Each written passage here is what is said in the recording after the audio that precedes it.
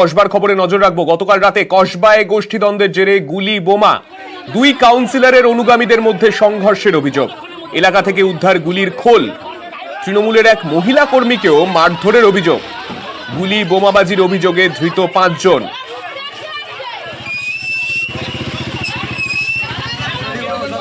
আমাদের সঙ্গে রয়েছেন আমাদের প্রতিনিধি অনুপ। অনুপের কাছে যাব। অনুপ, ভোট মিটে গেল, ভোটের ফল প্রকাশ হয়ে গেল, তারপরে এই সময় কলকাতা শহরের মধ্যে দুই কাউন্সিলর, যেখানে আমরা জানি দক্ষিণ কলকাতাতে তৃণমূল ভালো ফল করেছে, সেই জায়গায় দক্ষিণ কলকাতার দুই কাউন্সিলরের মধ্যে এইরকম বিবাদ, ঠিক কি কারণে?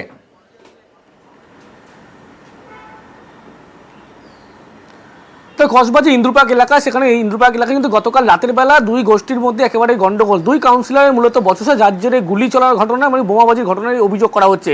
একজন মহিলা তৃণমূল কর্মী, তিনি কিন্তু এই ঘটনায় আহত হয়েছেন। ও যে ভিত্তিতে অভিযোগ করা হচ্ছে সেই ওয়ার্ডের মূলত ফল খারাপ, তাই নিয়েই কিন্তু একদিকে লিপিকা মান্না, অন্যদিকে সুশান্ত ঘোষ অনুগামী গন্ডগোল। লিপিকা মান্না অনুগামীদের বিরুদ্ধে কিন্তু অভিযোগ, বাইরে থেকে লোকজন যখন বাড়িতে পরে নিয়ে আসা হয়েছিল, তার পরবর্তী ক্ষেত্রে কিন্তু সেখানে এই গন্ডগোল পাকানো হয় এবং মারধর করা হয় মহিলা একজন তৃণমূল কর্মীকে। এলাকায় যেহেতু ভোটের ফল, সেই ওয়ার্ডে 107 নম্বর ওয়ার্ডে ভোটের ফল খারাপ, সেই নিয়ে এই গন্ডগোলের সূত্রপাত। এই অভিযোগ যখন গতকাল বারবার করা হচ্ছে, এই উত্তেজনা পরিস্থিতি হয়, সেখানে বোমাবাজির ঘটনা ঘটে, গুলির খোল উদ্ধার হয়। ইতিমধ্যেই পুলিশের পক্ষ থেকে 5 জনকে গ্রেপ্তার করা হয়েছে। লিখিত মর্মে যে অভিযোগ দায়ের করেছে, সেই অভিযোগের ভিত্তিতে কিন্তু ভোটের ফলাফল মিটে গেলেও পরবর্তী ক্ষেত্রে লক্ষ্য করা যায় যে গতকাল রাতের বেলা কসবার এই 107 নম্বর যে ওয়ার্ড, কলকাতা পুরসভার ইন্দুপার্ক এলাকায়, এখানেই কিন্তু এই গন্ডগোলের সূত্রপাত।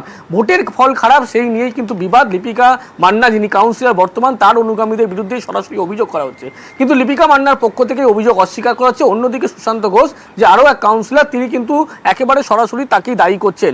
এই ঘটনায় ইতিমধ্যেই কসবা থানা যে লিখিত অভিযোগ দায়ের, সেই অভিযোগের ভিত্তিতে পুলিশ কিন্তু 5 জনকে গ্রেপ্তার করেছে। এবং গতকাল রাতে যে পরিস্থিতি, তারপরে কিন্তু আজকেও সেই এলাকায় এখনো পর্যন্ত নতুন করে গন্ডগোল না হয় পুলিশ পিকেটিং বসানো হয়েছে। সান্নিক, এই বিষয়ে 108 নম্বর ওয়ার্ডের কাউন্সিলর সুশান্ত ঘোষ তিনি কি বলেছেন শোনাবো। বড় দুর্ভাগ্যজনক। দল যদি করতো তাহলে এই জিনিস ঘটতো না, সমাজ বিরোধীদের নিয়ে ঘুরতো না। দল সম্বন্ধে সম্যক ধারণা না থাকলে যেটা হওয়ার তাই হচ্ছে। কাউন্সিলর হয়ে গেছে, কাউন্সিলর হওয়ার পরে দল হয়েছে। যাদের ছবি থানায় লাগানো আছে তাদের বিরুদ্ধেই অভিযোগ। মোস্ট ওয়ান্টেড বলে যে সমস্ত ক্রিমিনালদের ছবি থানায় লাগানো আছে, তাদেরকে কাউন্সিলর কাজে লাগাচ্ছে। 107 নম্বর ওয়ার্ডের কাউন্সিলর প্রত্যক্ষভাবে মদত দিচ্ছে। শুধু মদত দিচ্ছে না, এদের দিয়ে তৃণমূল কংগ্রেসের কর্মীদের বাড়ি বাড়ি গিয়ে সন্ত্রাস করানো হচ্ছে। বারংবার বলেছি দেবাশিস কুমারকে, কিন্তু আশ্চর্যজনকভাবে যারা এই জিনিসগুলো করে বেড়াচ্ছিল তাদের বিরুদ্ধে কোনো ব্যবস্থা নেওয়া হয়নি। একেবারে সরাসরি 107 নম্বর ওয়ার্ডের কাউন্সিলরের বিরুদ্ধে অভিযোগ তুলছেন 108 নম্বর ওয়ার্ডের কাউন্সিলর সুশান্ত ঘোষ। 107 নম্বর ওয়ার্ডের কাউন্সিলর লিপিকা মান্না, তিনি এই বিষয়ে কি বলছেন শোনাবো।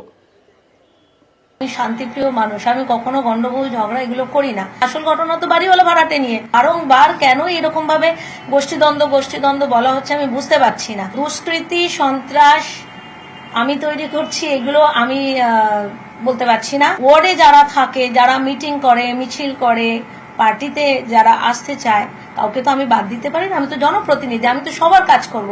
ওয়ার্ডের বাইরে থেকে লোক আসছে, বদমাইশি করছে, সেটা আলাদা কথা, সেটা তো কিছু নয়। তো আমার বড় চেয়ারম্যান, ওনাকে সরিয়ে দেবে কে? সরিয়ে দেবে, ওনার বাড়িও তো এই ওয়ার্ড। আপনার মানে বিবাদটা কি? কোনো বিবাদ নেই। গত বছরের মাঝামাঝি খাদিকুল এগরাতে সেই বিস্ফোরণ, বাজি কারখানায় বিস্ফোরণ, তাকে ঘিরে অনেক তদন্ত হয়েছে, অনেকে মারা গিয়েছিলেন সেই ঘটনায়। এবার সেই স্মৃতি এই বছর ফিরল কোলাঘাটে।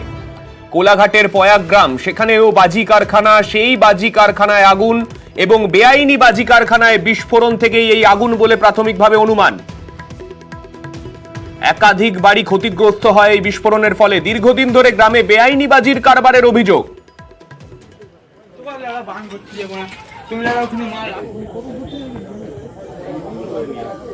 জনবসতিপূর্ণ এলাকা, চারদিকে প্রচুর মানুষের বসবাস, সেই জায়গায় এইরকম বাজি কারখানা কিভাবে গজিয়ে উঠলো সেই নিয়ে প্রশ্ন তো উঠছেই। তবে স্থানীয় যারা আশেপাশেই থাকেন তারা কি বলছেন শুনুন। তো আমরা পাশের পাড়ার লোক, আমরাও থাকতে পারছি। তো এই আতঙ্ক কি হয় যে ওদের দিকে বারণ করা হয়েছে। তারপর সব থেকে বড় কথা হলো পুলিশ ওদের দিকে মদত তো দিয়ে কাজ চালাচ্ছে। পুলিশ আসবে, আবার ওরা গিয়ে থানায় গিয়ে টাকা ফাঁকা দিয়ে আবার খালাস হয়ে যাবে। এর আগেও হয়েছে, হ্যাঁ, ওই বাড়িতেই 5-6 জন মারা গেছে। আমাদের সঙ্গে রয়েছেন আমাদের প্রতিনিধি সুজিতের কাছে যাব। সুজিত, যিনি স্থানীয় বাসিন্দা যারা, তারা বলছেন এই রকম ঘটনা আগেও ঘটেছে, তারপরেও এইরকম ঘন বসতি এলাকায় এইরকম কারখানা দীর্ঘদিন ধরে চলছিল, পুলিশের তরফে কি কোনো নজরদারি ছিল না সেখানে? যখন ঘটনা ঘটে তখনই পুলিশ সচেষ্ট হয়, প্রশাসন তখনই দৌড়ঝাঁপ শুরু করে। অভিযোগ এটাও এলাকার মানুষের, এবং তারা বলছেন যে এটা নতুন নয়, কারণ প্রায় 1.5 দশক ধরে বা তারও বেশি সময় ধরে এ ধরনের বাজি তৈরি হচ্ছে, যা কিনা বেনিয়ম অনিয়মের মধ্যেই পড়ছে।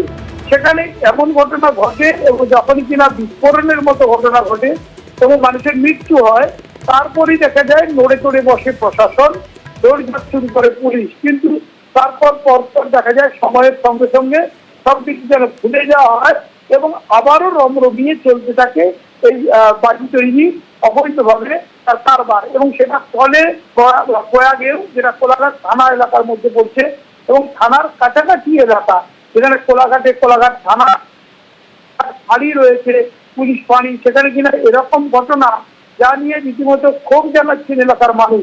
এবং গতকাল একেবারে দেখা যায় সশব্দে কেঁপে উঠেছিল এলাকা, এবং তারপরে আজকে দেখা গেল শুনশান, কারণ এলাকার মানুষ আতঙ্কেও চলে গেছেন, পুলিশই ধরপাকড় চলছে। সে কারণে যারা এসবের সঙ্গে যুক্ত তারাও সব মিলিয়ে পুলিশের টহলদারি চলছে, কিন্তু গ্রামে কোনো মানুষ নেই ওই এলাকায়, অন্তত তা বলছেন সকলেই। বেশ, ধন্যবাদ সুজিত। জগৎবল্লভপুর এলাকায় খাল সংস্কার হবে, আর সেই জন্য বেশ কিছু গাছ কাটার সিদ্ধান্ত নেওয়া হয়েছিল স্থানীয় প্রশাসনের তরফে, কিন্তু তারপর দেখা গেল সরকারি জমি থেকে প্রায় 400 গাছ কেটে সাফ। হাওড়ার জগৎবল্লভপুরের ঘটনায় স্থানীয় পঞ্চায়েতের ভূমিকা এবার উঠছে প্রশ্ন। আমাদের সঙ্গে রয়েছেন আমাদের প্রতিনিধি দেবাশিসের কাছে যাব। দেবাশিস, প্রথমত তো জানতে চাইবো, এত বড় ঘটনা হয়ে গেল, প্রায় 400-র কাছে গাছ কেটে ফেলা হলো, স্থানীয় প্রশাসন কি এতদিন পর্যন্ত দেখতেই পেল না যে এত গাছ কাটা হয়ে যাচ্ছে? দেখো, প্রশ্নটা অবশ্যই এখানে পঞ্চায়েত প্রধান থেকে শুরু করে সবাই বিষয়টা জানে যে একটি খাল সংস্কার হবে এবং আত্মবার ঢোকানোর জন্য 2-1টি গাছ সেখান থেকে কাটতে হবে, তার কারণ আত্মবারটি সেই খালে নামবে। তার জন্য যে নোটিফিকেশন, সেই নোটিফিকেশনকে সামনে রেখে রাজনৈতিক প্রভাব খাটিয়ে বেশ কিছু মানুষ, তারা একটা দুটো নয়, একেবারে 400টা গাছ সরকারি প্রকল্পে লাগানো এবং সরকারি জমির উপর লাগানো এই 400টি গাছ কেটে সাফ করে দিল। অবশ্যই পঞ্চায়েতের বিরুদ্ধে ক্ষোভ মানুষের রয়েছে, তারা নজরদারি ঠিক করছে না। তবে এই ঘটনা কিন্তু প্রথম নজরদারি যে সাধারণ মানুষ পঞ্চায়েতের কাছে আবেদন করলে কিন্তু তারা দ্রুত ব্যবস্থা নেয়, সেখানে আরও বাকি যে গাছ রয়েছে সেগুলি কাটা বন্ধ করেছে। তবে পঞ্চায়েত এবং পঞ্চায়েত সমিতির যে নজরদারি তা নিয়ে একটা ক্ষোভ হইল। পঞ্চায়েতের বিরুদ্ধে কিন্তু মানুষ যেটা দাবি, যে তারা জানানোর পরেই পঞ্চায়েত কাজ নিয়েছে, কিন্তু প্রশ্ন উঠছে যে একটা দুটো গাছ নয়, 400টি গাছ কাটতে অনেক দিন সময় লেগেছে। তাহলে তখন কি করছিল প্রশাসন? সেই ভূমিকা প্রশাসনের তরফ থেকে অবশ্যই দোষীদের শাস্তির ব্যবস্থা করা হবে বলে জানিয়েছে, কিন্তু দোষীরা শাস্তি পেলেও প্রকৃতির ভারসাম্য বাকি ফিরে পাবে তার কোনো কিন্তু সুরাহা এখনো পর্যন্ত পঞ্চায়েত সমিতি জগৎবল্লভপুর তারা দেখাতেই পারেনি। ফলে এই গাছ কাটা নিয়ে কিন্তু ব্যাপক চাপানুতর রয়েছে। ধন্যবাদ দেবাশিস। এখানে ট্রেনে করে একদিন যাচ্ছিলাম, যেতে যেতে দেখলাম যে কিছু দুষ্কৃতীরা এসে গাছপালা কাটছে। তাদেরকে জিজ্ঞাসা করেছিলাম যে এরকম গাছ কাটছে কাদের এতে অনুমতিতে। প্রধান উপপ্রধান আমাদের গ্রামের যারা প্রশাসনিক লেভেলে আছে ওনাদেরকে জানায়, ওনারা সকালবেলা ওইসব জানতে পেরে এসে এইসব গাছ কাটা এসব আটকায়। মানুষ যদি না সচেতন হয়, এলাকার মানুষকেই এটা করতে হবে, এবং স্থানীয় যে প্রশাসন রয়েছে সেই স্থানীয় প্রশাসন এবং তার সাথে সাথে যে বন দপ্তর রয়েছে বা ফরেস্ট ডিপার্টমেন্ট এই বিষয়ে তদন্ত করবে। গোটা বিষয়টাই তদন্ত সাপেক্ষ বিষয় এবং গাছ কাটা অবিলম্বে বন্ধ হওয়া উচিত। সরকারি জায়গার উপরে গাছ, কে বা কারা দিনের আলোতে গাছগুলোকে কেটে পরিবেশের ভারসাম্য হারিয়ে ফেলার যে চক্রান্ত করছে, আমি নিজে ওই জায়গায় যাব এবং যে আইনত যেটা করার সেটা আমরা করব। যে বা যারা গাছগুলো কাটছিল তাদের আইনত ব্যবস্থা নেওয়া হবে, এটুকু আপনাদেরকে বলতে পারি। প্রতিবাদ করার মেন উদ্যোগ হচ্ছে স্থানীয় মেম্বাররা টোটালি কেয়ারনেস, এ ব্যাপারে তাদের কোনো সৎ উদ্যোগ নেই, কোনো শিবির নেই, সচেতনামূলক কোনো কাজকর্ম নেই, সচেতন করে না মানুষকে যে একটা বৃক্ষ বসানোর দরকার, একটা গাছ কাটলে 10টা বৃক্ষ বসাতে হয়। আবহাওয়ার খবরে নজর রাখবো। দক্ষিণবঙ্গে অস্বস্তিকর গরম। আগামী 3 দিন পশ্চিমের 4 জেলায় তাপপ্রবাহের সতর্কতা। শুক্রবার থেকে রবিবার দক্ষিণবঙ্গে বৃষ্টির সম্ভাবনা রয়েছে, তবে তার আগে পর্যন্ত এই অস্বস্তিকর গরম কিন্তু বজায় থাকবে দক্ষিণবঙ্গের জেলাগুলিতে। পাশাপাশি উত্তরের সব জেলাতেই ভারী বৃষ্টির পূর্বাভাস।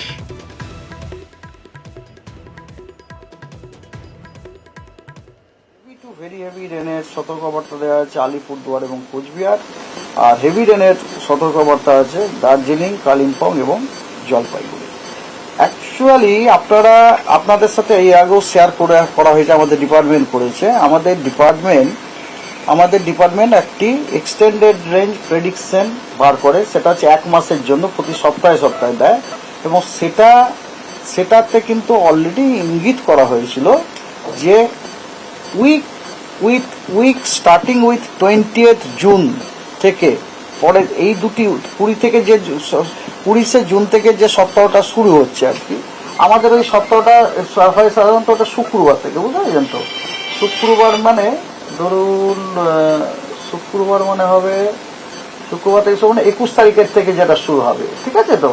21 তারিখ থেকে যে উইকটা শুরু হবে সেই উইক এবং তার পরের উইক থেকে দক্ষিণবঙ্গের রেনফলটা স্বাভাবিকের থেকে বেশি, তার মানে বেশি বৃষ্টিটা কন্টিনিউয়াস, মানে দিস ইটসেলফ ইন্ডিকেটস দ্যাট আমাদের দক্ষিণবঙ্গে আপনার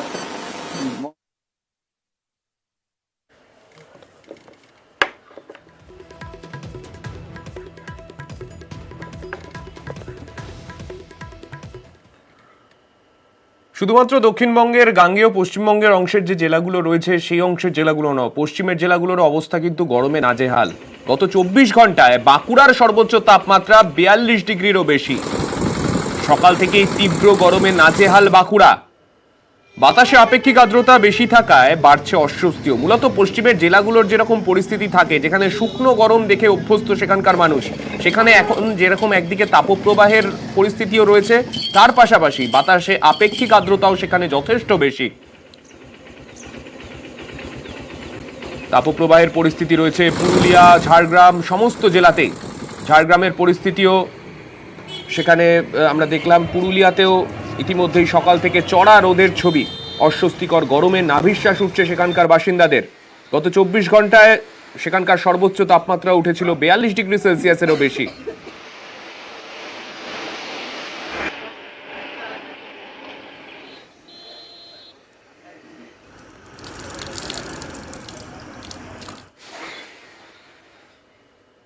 প্রায় মাস দেড়েক পর এই গরমের ছুটি কাটিয়ে স্কুলগুলো খুলেছে, কিন্তু তাপপ্রবাহের জেরে আগেই আমরা জানি গরমের ছুটি দিয়ে দেওয়া হয়েছিল। 1.5 মাস পর স্কুল খুললেও গরম থেকে কিন্তু কোনো রেহাই নেই। ঘেমে নে কাবু খুদেরা, যাদেরকে স্কুলে যেতে হচ্ছে এই গরমেও।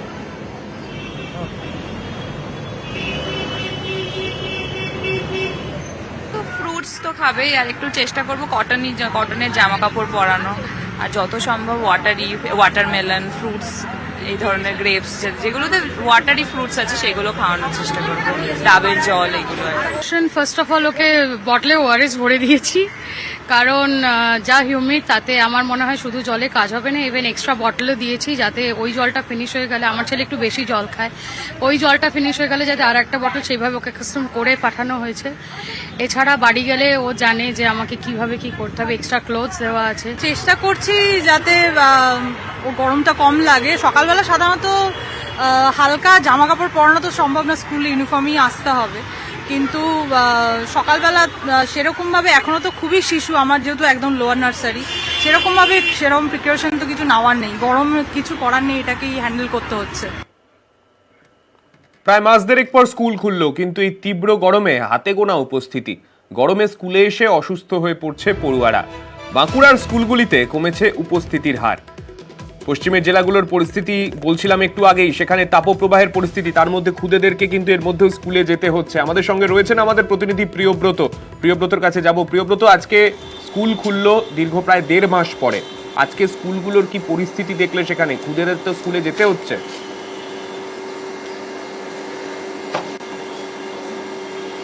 একেবারে সাগনি, তুমি যারা বলছিলে 43-এর কাছাকাছি তাপমাত্রা এই বাঁকুড়া জেলাতে, এবং তার মধ্যেই কিন্তু সরকারি নির্দেশিকা মেনে সরকার পোষিত এবং সরকার অনুমোদিত যেসব স্কুল রয়েছে সেগুলো খুলে গেছে, এবং তার ফলে ছাত্রছাত্রীদেরকে যেতে হচ্ছে স্কুলে, এবং অভিভাবক অনেকেই চাইছেন এই সময়টা অন্তত স্কুলে না বাড়াতে। সেই কারণেই উপস্থিতির হার অনেকগুলো স্কুলে এবং স্কুলের যারা টিচার রয়েছেন তারাও কিন্তু অসুস্থ হয়ে পড়ছেন। এর পাশাপাশি যারা ছাত্রছাত্রী রয়েছেন তারাও কিন্তু সেই মতো পড়াশোনা করতে পারছেন না, এবং এই কারণেই ছাত্র, শিক্ষক এবং অভিভাবক মহল সকলেই চাইছেন অন্তত আরও কিছুটা দিন অপেক্ষা করে যদি স্কুলগুলো খুলে দেওয়া হতো, বা এই যে দাবদাহ চলছে বাঁকুড়া জেলা জুড়ে সেই দাবদাহ পেরিয়ে যেত। একটু বৃষ্টির আশা আছে বুধবারের পর থেকে, তারপর যদি বৃষ্টির পরে যদি একটু আবার উন্নতি হয় তারপরে স্কুল খুলে দেওয়া, কিংবা যেগুলো ডে স্কুল রয়েছে সেগুলোকে মর্নিং করে দেওয়া, তাতে কিছুটা হলো 10টার মধ্যে অন্তত স্কুল রোদ চড়া হওয়ার আগে যাতে ছাত্রছাত্রীরা অন্তত বাড়ি ফিরতে পারে।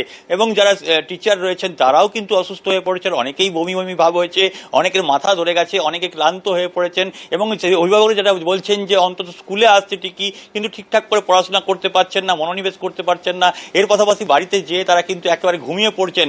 এই যে ক্লান্ত হয়ে যাওয়া, এই যে গলদঘর্ম অবস্থা, এই যে কয়েকদিন ধরে তাপপ্রবাহ চলছে বাঁকুড়া জেলাতে, সেই কারণে ছাত্রছাত্রী থেকে অভিভাবক এবং শিক্ষক মহল সকলেই চাইছেন অন্তত সরকারের পক্ষ থেকে কিছুটা দিন অন্তত অপেক্ষা করে তারপরে স্কুল খোলা। আর অবশ্যই, কেননা যেখানে 43-44 ডিগ্রির কাছে তাপমাত্রা পৌঁছে যাচ্ছে, খুদেদের কিন্তু সব থেকে বেশি কষ্ট হচ্ছে এর মধ্যে স্কুলে যেতে। অনেক ধন্যবাদ তোমায় প্রিয়ব্রত। সূর্যের তাপ এত বেশি, সেই জন্য আমাদের শরীর থেকে বারবার ঘাম বেরিয়ে যাচ্ছে। কতটা কষ্ট হচ্ছে গরমে? প্রচুর গরম একটু বেশি আছে। কষ্ট হচ্ছে গরমে? হ্যাঁ, লাইন চলে গেলে কষ্ট হচ্ছে। ঘাম হচ্ছে কিছু? হ্যাঁ, কষ্ট তো প্রচণ্ডই হচ্ছে, কারণ এতদিন যখন এত গরমে যখন বন্ধ ছিল স্কুল, তারপরে যে আবার যে স্কুলটা আরও যে গরম পড়লো, তার জন্য যদি আর কিছুদিন যদি ছুটি থাকতো তাহলে খুবই ভালো হতো। প্রাণ যায় অবস্থা, সেই সময় তো বাচ্চাদের অবস্থা তো আরও খারাপ হয়ে যাচ্ছে। তো সেই কারণে একটা যদি বৃষ্টি হতো, বৃষ্টির পরে খুললে খুবই ভালো হতো আর কি। হ্যাঁ, বাচ্চারা অসুস্থ হচ্ছেই আর কি এই গরমের জন্য। যেটা লক্ষণীয় সেটা হচ্ছে বাচ্চাদের উপস্থিতির হার কিন্তু আজকে একেবারেই কম। হিউমিডিটি এত বেশি যে বাচ্চারা খুব ঘামছে, অসুস্থতার হার অনেক বেড়েছে। গ্রীষ্মকালীন যে আমাদের অবকাশটা দেওয়া হয়েছিল সেটা তো অনেকটাই লম্বা ছিল। আরেকটু পরিস্থিতি স্বস্তিকর হয়ে উঠলে স্কুলটা খুলতো, তাহলে ভালো হতো অনেক। জঙ্গল থেকে বেরিয়ে গ্রামে দাপিয়ে বেড়াচ্ছে হাতি, খাবারের খোঁজে চাষের জমিতে ছুটে বেড়াচ্ছে হাতি, প্রাণের ঝুঁকি নিয়ে হাতি তাড়াতে ব্যস্ত কৃষকরা। বানারহাট ব্লকের মরাঘাট রেঞ্জের ঘটনা।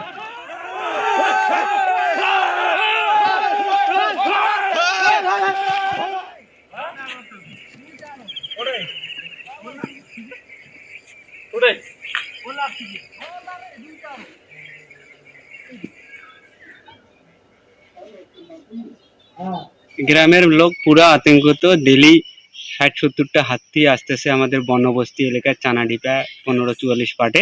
ভোর দিকে 3টা হাতি আসে একটা এই যে বিল্ডিং বাড়িতে দোকানে হানা দিল, তারপরে চাল ডাল গম সমস্ত খালো, পুরা রাস্তার মধ্যে ছিটিয়ে দিল। ওটা ভাঙে দেওয়ার পরে আবার 2টা আসলো, তারপরে আবার একটা দোকানের মধ্যে ক্ষতিগ্রস্ত করলো। কোনো আমাদের সুযোগ সুবিধা নাই, আমরা দিন মিলাই দিন খাই লোক, রাত্রিবেলায় ঘুমাইতে পারি না।